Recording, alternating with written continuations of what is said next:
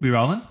We're rolling. All right, we should start off with we were organically having a conversation about something. So it's like a really natural, smooth segue into the episode. Yeah. Think of something right now, go. I bought a new water bottle. Oh. Well, look at it. It's 2 water bottles. Actually, this isn't it's not time for the sponsor plug yet, but I was given this Singer? a carton of Singers. What? Lemon soda, 0 sugar. Okay, so everything about this, I mean, Singer's a cool name, so I like that, and the logo's cool, but I don't like, actually, I do like lemon soda. It's the bottom line, 0 sugar. I don't trust it. I don't like it. If it's got 0 sugar, it's not for me. Yeah, This, I think Singer's Chinese, isn't it? is it or is it Indian? I know they're massive in the UK. Product of Thailand, actually. Anyway, What? it says product of Thailand on it. It's delicious, Maybe I'm- actually, yeah. and it doesn't hit me like This is sugary so drinks early do. for product placement. I will admit. We've already we've got ads off the bat. with your promo code PROS. You'll be Not able to get DOS. this at 10% off. It's pretty good. Thanks, Singer. If you put DOS in, you get charged an extra 10%. 0 calories. Anyway, I thought that was cool, and thanks for letting me know about your water bottle because it gave me a good chance to actually plug that because I love it. To be fair, I know I led quite weak with that, and just shout out for people that might have tuned in at this point or might have already tuned out. Welcome back. Welcome back to Trust Goodbye. Us. Goodbye. Yeah, okay. You don't even drink coffee. Oh yeah, like a milkshake or. Oh, you don't milkshake. Oh. You don't want to say milkshake thing. This includes venues as well, so when you go out, get that rig out before you get kicked out. That's something I live by. Because I know we'd go to horse camps and you'd meet everyone and then everyone you want to keep in touch Sorry. with. You'd get on MSN and then... you want to readdress that? What? What kind of camps are you going on? Anyway, week of a lifetime. It was absolutely massive. I was all over the place, driving hours Didn't and you hours just a day. do your weekly update? Well, that was not it. And I actually have had some complaints about your weekly update from a couple of weeks ago. Obviously, when you were talking about your gardening. Jed complained. No, I'm sorry. No, Surely. No, nah, you wouldn't have met this. Jed was mean. Jed was outright it was hard to read. He was hostile. He was nasty about it. Well, he wasn't the only one. Yes, There's been a few. What happened? Yeah, It was so cute. No one gives a shit about your passion fruit vine. I'm sorry. I love passion fruit. I love it, but I don't really care how it's growing. I'd prefer to hear about something wild. If you've been camping. Dude, what have you got me on this pod for? Something wild. What are you talking about? The passion fruit growing experiment is the best thing I've got going at the You're moment. always saying you're busy. You're always I doing am busy. something. I'm and watering yet the garden. we I'm digging trenches. I'm setting up the irrigation for pop-up sprinklers. I'm busy. Oh, I'm not God. I'm not out here doing wild stuff. What are you talking about? You need to weekly update. You just need to I'll talk. You just leave the video of me going like this. And you need to get someone else to say some stuff, something wild, because I'm Might not have doing to. that. All right, so episode 4, we'll just dub my weekly update and then possibly dub my rogue guide contributions, possibly what I suggest in the big call, and possibly, here's one for you. So I think we could trial that. Yeah, well, you definitely look into it. I'll give you another chance, man. I'm a forgiving CEO. Oh I'll my give you God, an I'm opportunity. going to let you go first so I can think of something then. I was looking at a blank Don't spot look at on the passion notes for the weekly update. I'm Passion concerned. fruit vine got deleted, that's for sure. Directly. There was a growth update. How many followers it has on Instagram? It grows an extra millimeter. All right, talk to me. Oh yeah. So, my weekly update pretty exciting. Went away camping. So that was kind of fun. We went pretty rural, so there was no dunnies, no showers. It looked great, dude. It actually looked like a lot of fun. Yeah. Sometimes I think you don't have a good community or good friends around you because you live in the city. And then I see stuff like that, I'm like, oh, hang on, he's doing cool stuff. Yeah, I will admit that they're not my city friends. they're my good friends that actually do stuff and avoid the city. So yeah, it was pretty sick. We're on a little creek there. We could play beer pong in the creek. We had chairs set up in the creek. And then I will admit, spent a lot of time at the pub. which was a pretty good effort because it was 8 kilometers away. So you should have seen me cook on the. I did. On the Sunday night when we're like, oh, maybe we'll go to the pub, maybe we won't. I was like, all right, we're going to the pub. I'm going to call every single hire company that potentially might give us a lift into town. Man, it called like 5-6 people, different towns as well. Then they like sent me back to another town. How drunk were you? How with it were you? I was with it. Okay. Okay. Yeah. But I was also at the point where I'm like, when you just like don't really feel rejection, you're like, all right, I'll try again. Yeah. I see why salespeople tend to drink alcohol on the job. So yeah, reached that point, and I was like, they're like, we can get you in, but it's going to cost you $250 if we want to get you out as well. And I was like, nah, that's way too expensive. So we got in for like $70, and then we're like, all right, we'll just get really drunk, and then we'll just run home, and we'll forget about it, because when you run home drunk, you're not really thinking, you're not really with it. So no way, you can actually go a very long time, a very long way. I genuinely, there's a strategy to it. I'm sure of it. Yeah, definitely. And like I'm crippled, man. Like I have to stretch all the time before I run. I got hip problems. I got all this stuff going on, and just because we're drunk, it was like, nah, stuff it, let's go. And I didn't have any problems. No issues, everything. It's just in my head, man. I'm weak in the head. Possibly, but like the next day, did it catch up? Nah, I felt great. And then the day after that, I like smashed a PB on the 4K, and I was like, what was that run on the weekend? Like, I think it just ran all the alcohol out of my system. Obviously, my blood was thin, so maybe that like helped recover the muscles at the same time. I don't know the science of it, but I'm sure there's science to support my theory. No, that all sounds really off, almost opposite of how it actually should affect you, but still. Yeah. Well, on top of that recovery thing, I did buy like cups, like the cupping technique where they like you put little cups on you and they like suck it out, and then you get this big octopus sort of marks. Olympians have it all the time. You see it. So you would too. Naturally, next step in the pecking order is me. So yeah, I got a set of them, and gave it a go myself the other day, and just tried to see what I could do. And like, mate, trying to reach around, and like, so once you put them on, like your muscles are sort of like, if you move your muscles and it naturally like stretches the skin. Oh my God, it's painful. So like I put them on and then I couldn't move. I was like, I can't do anything. Like, I couldn't even reach the TV remote. And I was like, no. Your roommate comes home and you're like on the floor in the most unexplainable position. Like, you've got to help me. Yeah, literally. And then trying to get them off, like I couldn't reach one of them for like a couple of minutes. I was like, oh my God. And so now I have just proper black spot on my back because it stayed on there for an extra 4 or 5 minutes because I literally just couldn't reach it for ages. Did it work? Did it do the job? Oh yeah, I love them. To be honest, I do believe pretty soul-heartedly in the cupping approach. Yeah, certainly helps me get on the park. Nice, good on you, mate. Well, thank you for drawing that one out as long as humanly possible, because I thought of something. I thought of like 6 things, and I was like, no, that's pretty much in the same ballpark. Trivia gets pretty hostile out here, I've got to say. We do love trivia. Have we done a road guide to trivia? Yeah, we have. Yeah, I'm sure we have. Yeah. Anyway, we take it pretty serious in my little group. We're branded. We've got a sponsor. We're the R&I Bright Sparks. So the local electricians sponsor us. They're also our friends that are on the team. But still, we come in there pretty official against all these other people like the Bogan Mob and stuff like that. No, we're sponsored. Like, they don't know that's their name. But we've got a professional brand sponsor, so we do have a bit of expectation about us. Fuck, there's some cheaters in trivia, mate. There are some dead set cheaters. Are you looking around during your trivia? Because we've seen people on phones. Basically, the past few weeks at our trivia, people have gotten 2 questions wrong out of 60 repeatedly. That's hot. Like, that's really incredible. Incredible. Our top score, I think, we might have got 52 or 54. Some of the questions are kind of easy, I'll be honest. But still, 58.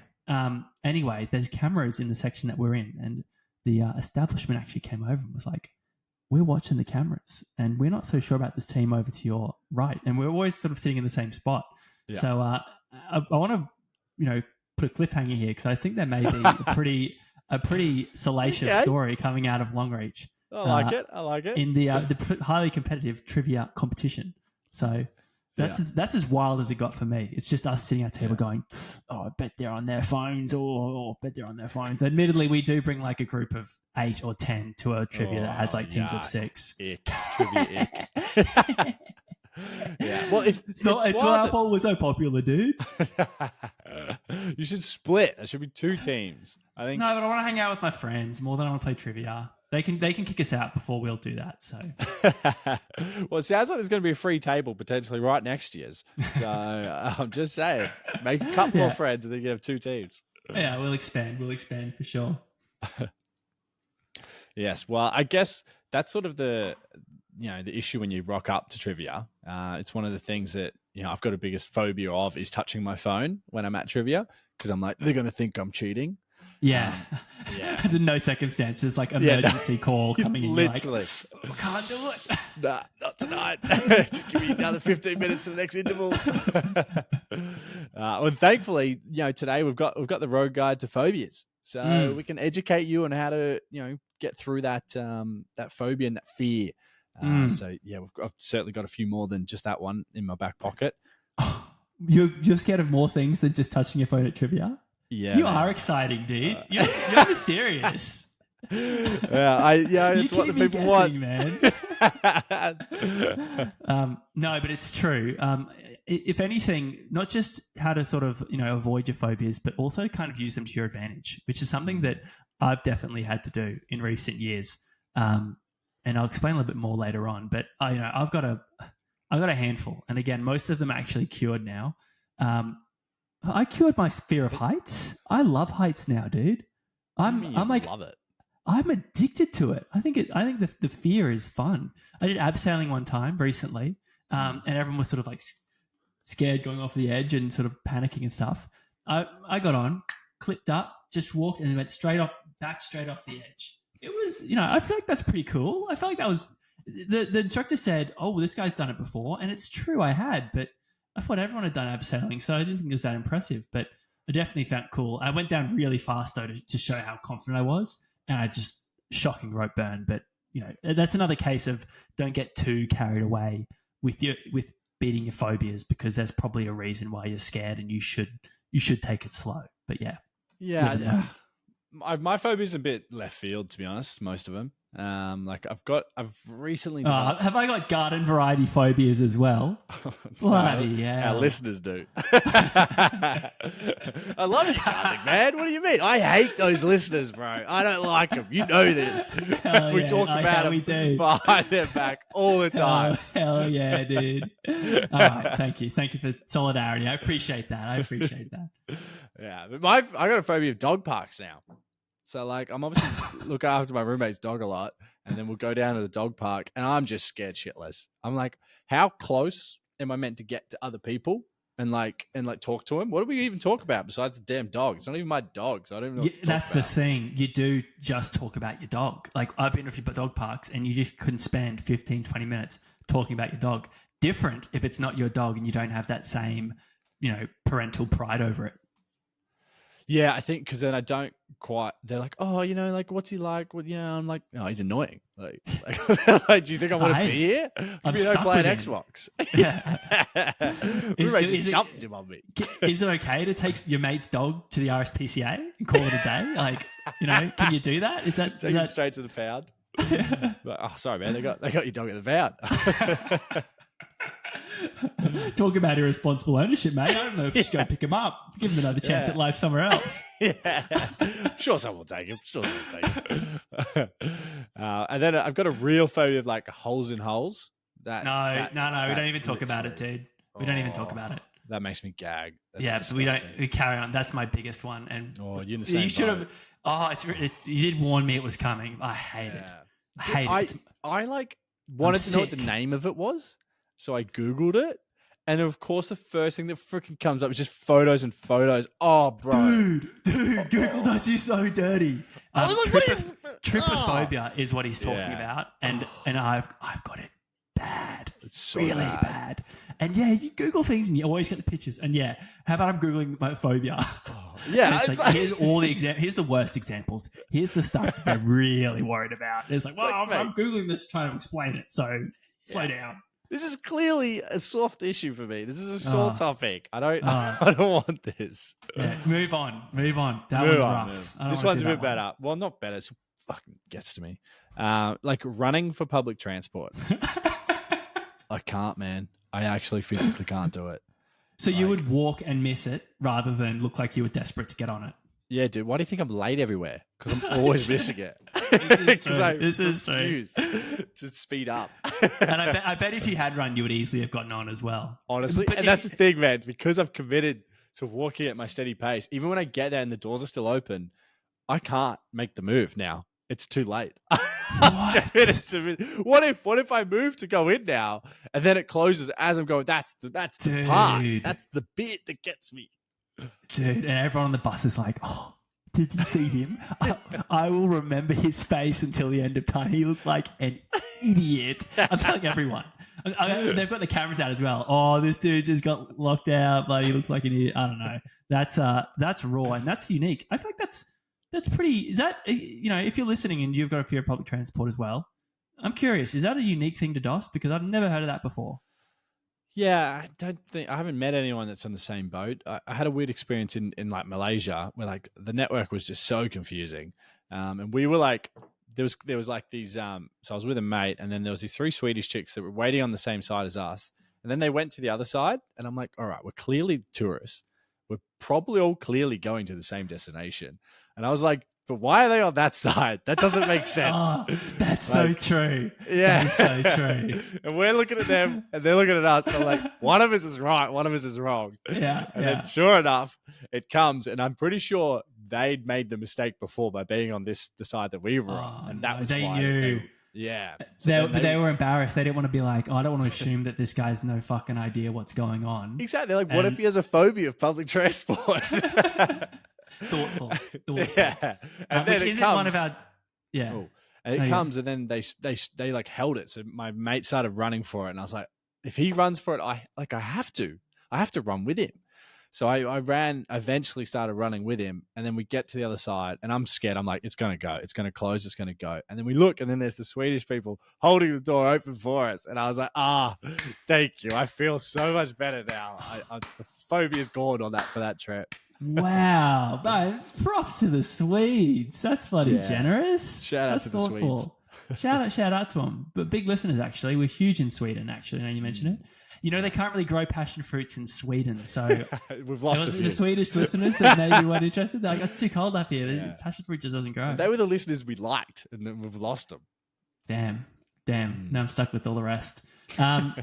Anyway, there's some good advice in there about phobias, actually. And there's also about being considerate about other people's phobias. But we're not going to talk about that because that's for other people to do for us. Other people should be considerate of our phobias. We're not super interested in theirs. So here's ours, and here's some tips about it, actually. Tip number 1. This is something I've learned ever since moving out of home. Keep someone around, someone capable, someone that's like fearless, someone that will do the scary things. For me, I've got I used to have a big fear of spiders, used to have a big fear of snakes, used to have a big fear of rats and mice. Luckily, I didn't encounter rats and mice too much, but if I did encounter them, they're fast, underfoot, they'll scramble around. I want to get up on a chair. I was typical. I might squeal. Actually, I do a little that kind of thing. That's my general like I'm caught off and scared thing. But now I'm that guy.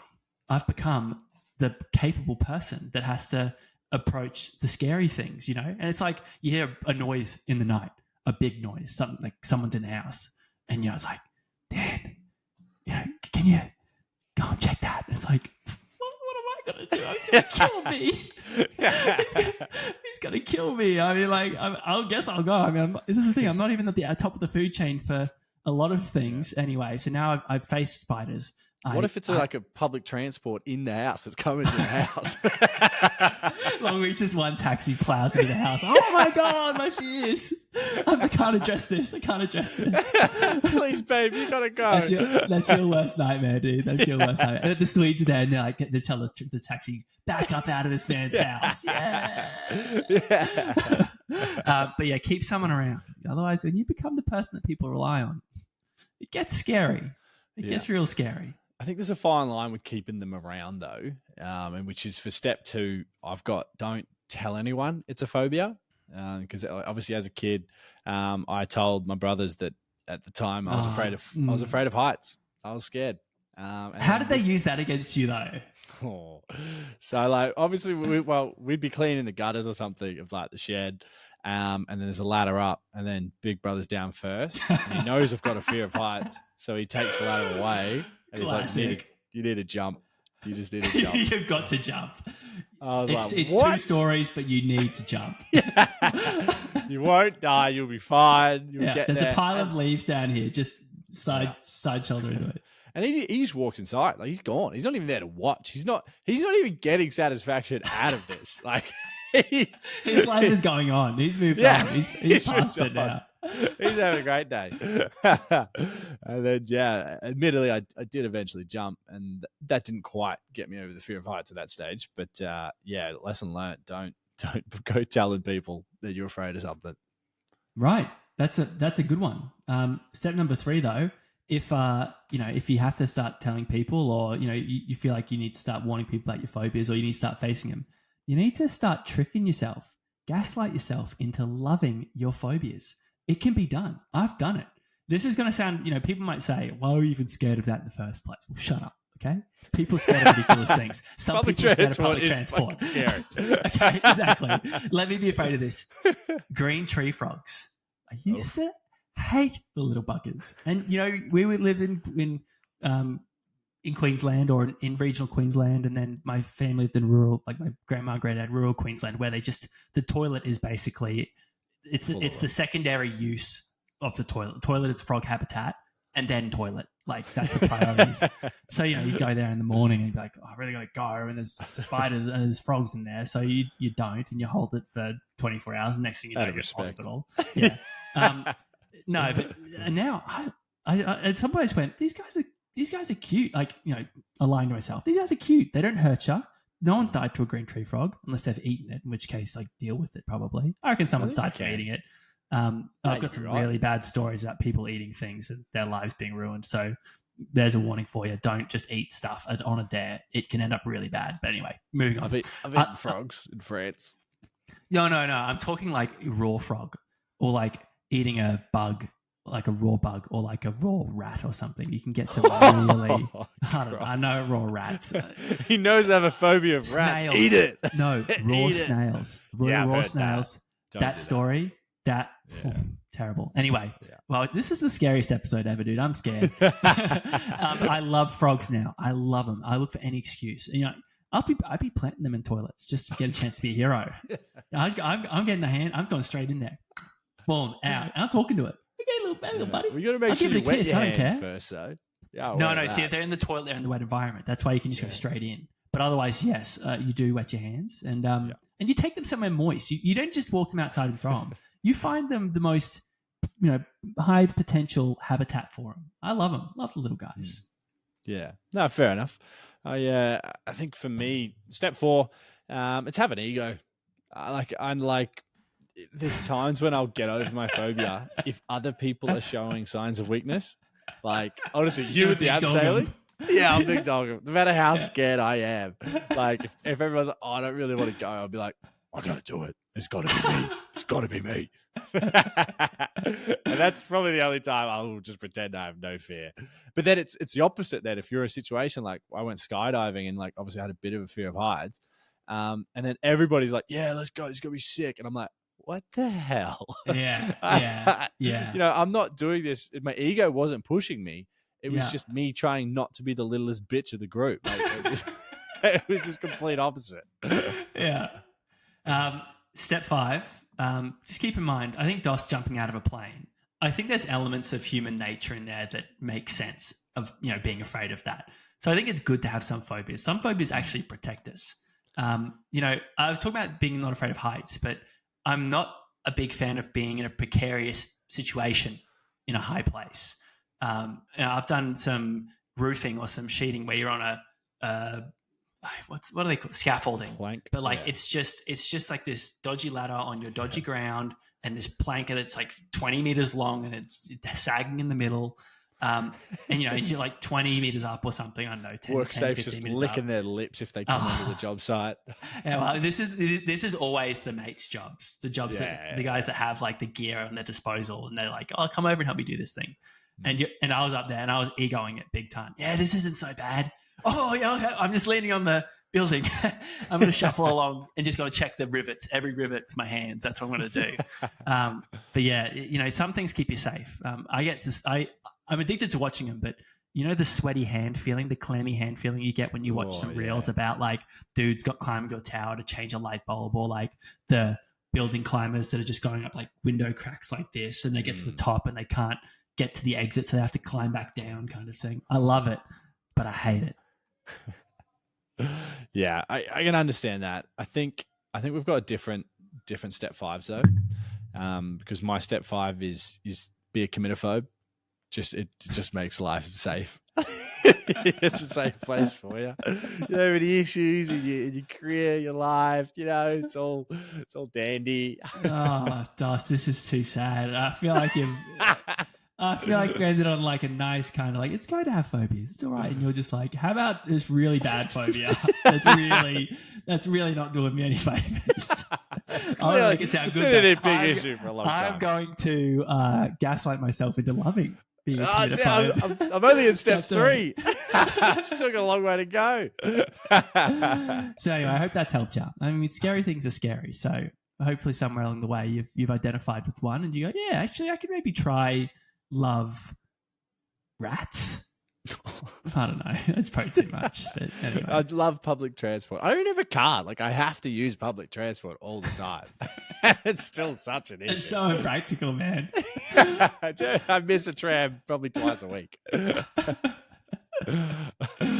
Yeah. Yeah, well, speaking of scary situations, this week's big call is actually sort of a bit anonymous. So yeah, this is another classic. Like, this happened to a friend of mine, and you tell the most detailed and specific story that really must have happened to a mate of yours.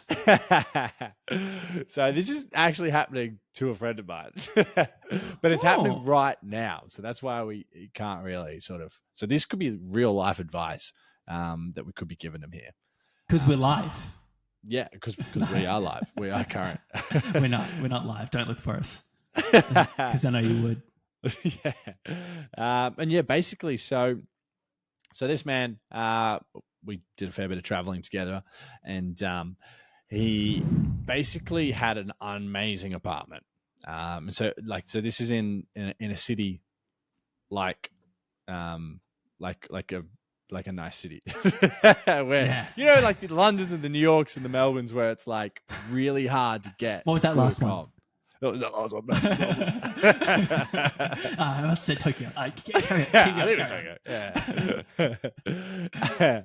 And basically, so once you've got one of those unreal apartments, you want to keep your hands on it.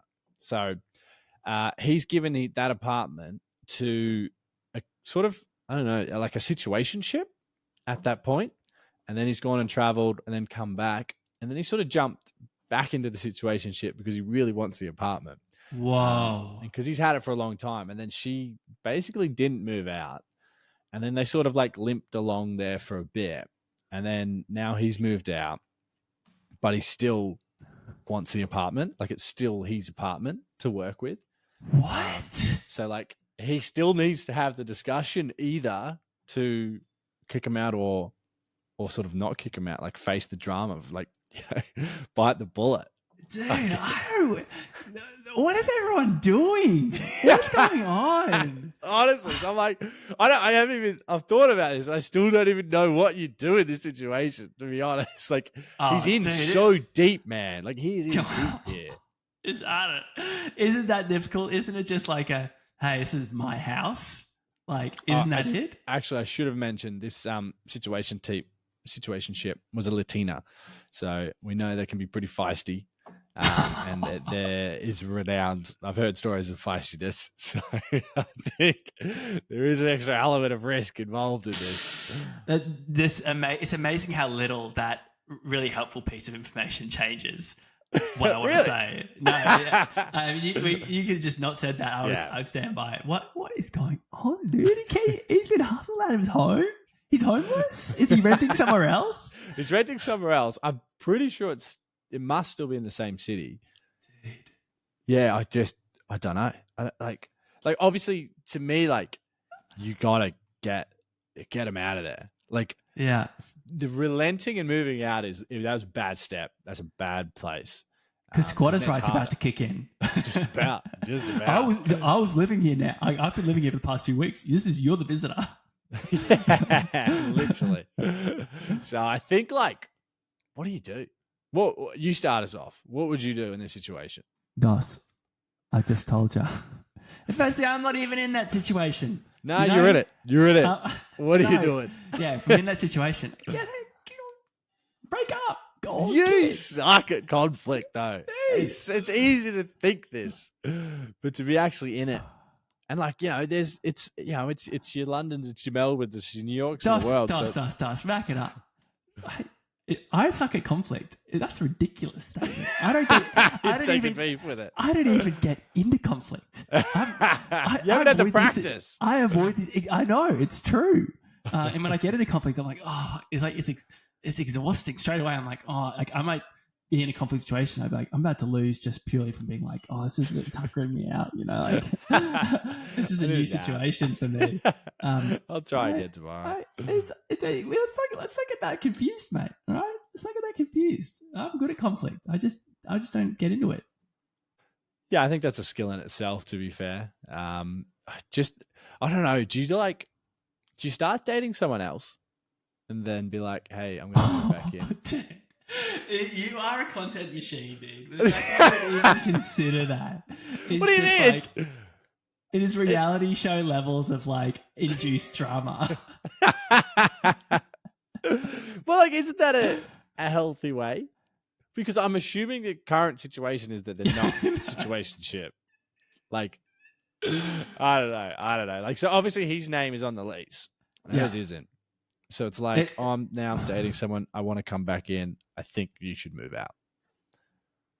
I feel like this is such a tough one because, like, it's such an obvious answer. But like, what decisions have we made along the way here? They have made this a hard situation. So maybe you do need to go down your road of just absolutely, it's got to be some damage. Situation. I think that's the only way that this is ending. If it's a hard end, I think it can't be a soft end. This has got to hurt. Dos, actually, it's funny you should mention that. I have a solution for this situation, actually, and it's something I think about from time to time. Maybe he should just go to Mars, or she should just go to Mars. I've been assuming it's a he, but it could be a she. Because they often talk about the one-way trips to Mars. Yeah. I'd love to go on one of those. I really would. I think about it all the time. You'd be a pioneer, a true adventurer. You wouldn't come back, and you'd hope that they send you with everything you need to like survive for a little while. But there you go. Forget Melbourne apartment. Forget this weird situation that you're getting into to possibly get someone out of your own place. I know it's not you because I don't even. I'm pretty sure you are homeless. Actually, maybe it sounds out, but it is you. I'm the situationship. And this apartment, the location is great. This is ideal. I ain't moving. Yeah, but I'm definitely a pro just leaving the apartment, going to Mars, and not coming back. What would be the time limit that you'd go? Say it takes. It's a one-way trip, mate. Yeah, but like, are we looking at like a 6-month trip before you sort of cark it, or is it like a 2-year trip before you? I haven't thought too hard about if they've given me like you'll have one good year on Mars and hopefully you'll figure something out that'll make it easier for the next people. I, for some reason, foresee it becoming a utopia in my lifetime. like your Jetsons style domes and stuff like that. So Oh, you think like Rome was built in a day? Mars was built in a day. I'm starting to think that might be an unrealistic expectation. Like, I mean, we've barely landed on the moon since the moon landing, and I'm expecting Mars to become a utopia in the 40 years after God or something like that. Yeah.